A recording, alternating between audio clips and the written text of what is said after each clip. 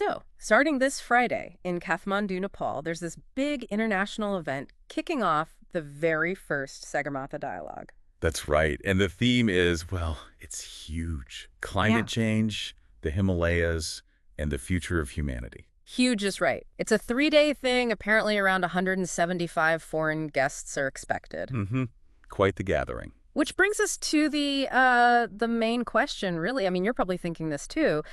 With all this effort, all these resources, what does Nepal actually hope to, get out of it? Yeah, what are the tangible benefits? And Yeah. what's the message they want the world to hear? Exactly. So that's what we're going to dig into today. Okay, well, I think the first thing to grasp is just how critical this is for Nepal itself.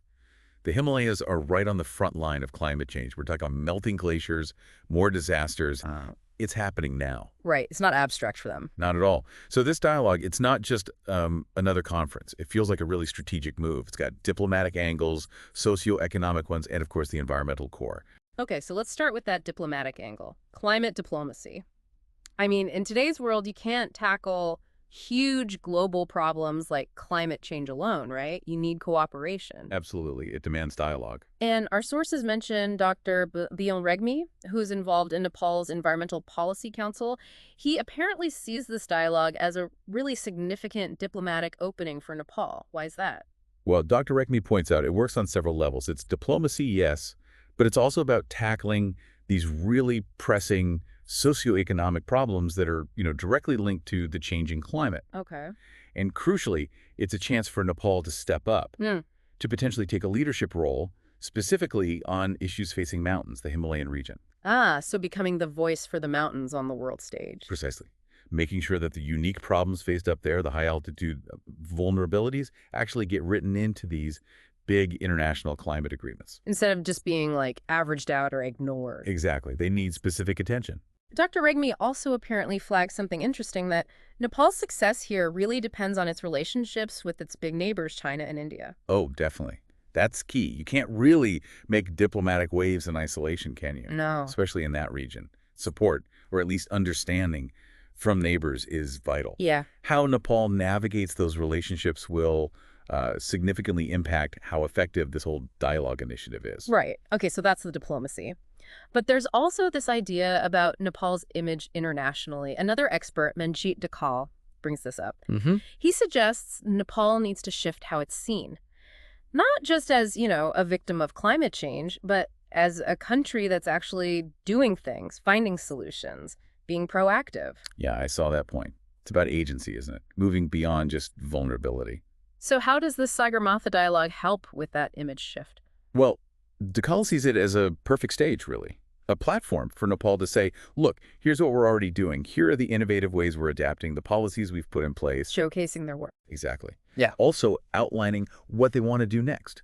It's not just about asking for help. It's about demonstrating leadership, showing initiative. Hopefully that inspires others too. Yeah, that makes sense. It's like saying, we're facing this, yes, but we're also fighting back, and here's how. Dhakal seems to think this proactive approach could actually attract more international support.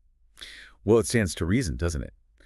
If you're actively working on solutions, you become a more attractive partner for, say, investment or collaboration. Rather than just highlighting the problem. Precisely. It reframes the whole narrative, from vulnerability towards resilience, toward innovation. Yeah. That can be much more powerful when you're seeking international backing. Okay, then there's another perspective from Dr. Dharmaraj Upreti. He brings in the angle of climate justice. Ah, yes. A crucial piece. He sees the dialogue as a really important moment to, hammer home the specific risks Nepal is facing and strengthen that argument for climate justice. The idea that the countries least responsible are often suffering the most. Yeah, it's about fairness and accountability, isn't it? Dr. Upreti's point is basically, look at Nepal. Look at the impacts we're already dealing with, even though our own emissions are tiny. Right. So by shining a spotlight on those disproportionate risks, they can build a stronger case, put more pressure on the big emitters to actually step up and take responsibility. And Dr. Upreti also mentioned something else, Nepal's geography. It's incredibly diverse, from the highest peaks down to the plains. Quite unique. He thinks this could actually position Nepal as a sort of international research hub for climate issues. What kind of research are we talking about? That's a really interesting potential long-term benefit.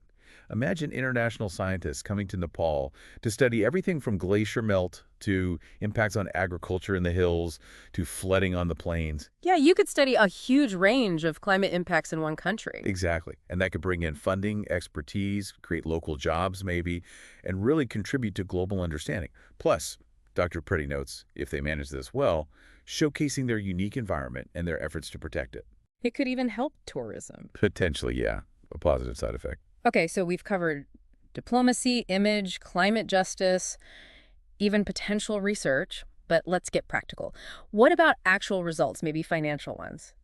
Manjeet Dhakal seemed a bit cautious here. Yeah, he offered a dose of realism, basically saying, don't expect huge checks to be written at the dialogue itself. Right, not an immediate flood of cash. Probably not. But Dhakal does think it's a crucial platform for internationalizing the climate actions happening at the local level in Nepal. Making them more visible globally. Yes. Increasing visibility for grassroots projects, maybe connecting them to international support systems. It fits with the government trying to, maximize any aid or resources they can get. And it sounds like there might be chances for more direct country-to-country talks, too. Bilateral events. That's mentioned as a possibility, yes. Side meetings and focused discussions. Plus, this is quite significant. Nepal apparently plans to unveil its updated climate commitments, the NDCs, nationally determined contributions during the dialogue. Why do it then? Oh, that's definitely a strategic move. Presenting your national climate plan on this big international stage sends a very clear signal, doesn't it? Signals commitment. Absolutely. Yeah. And Dr. Upreti connects this to the funding aspect again.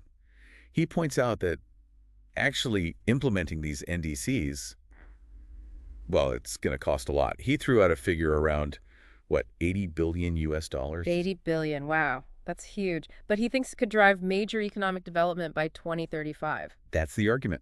That investing in climate action, renewable energy, adaptation measures, sustainable infrastructure isn't just a cost, it's an investment in future development. So the dialogue becomes the place to make that pitch, to say, here's our plan, here's the potential economic upside, now help us fund it. Exactly. Use the spotlight to really push donor agencies, wealthier nations, for that financial support. Yeah. It's about presenting a compelling case, environmentally and economically. Makes sense. And Dr. Upreti also sees this linking into the bigger picture of global climate talks, like COP29 in Baku, COP30 in Brazil. Awesome. He thinks a successful dialogue could help cement Nepal's place in those crucial negotiations, especially around the rules for climate finance. Ensuring their voice, and the voice of other vulnerable mountain countries, is heard when the big decisions are being made. So it's not just talk. Dr. Upreti's final point seems pretty forceful, that Nepal basically has to do this. Given the rising climate risks, they can't just sit back. No, passivity isn't really an option.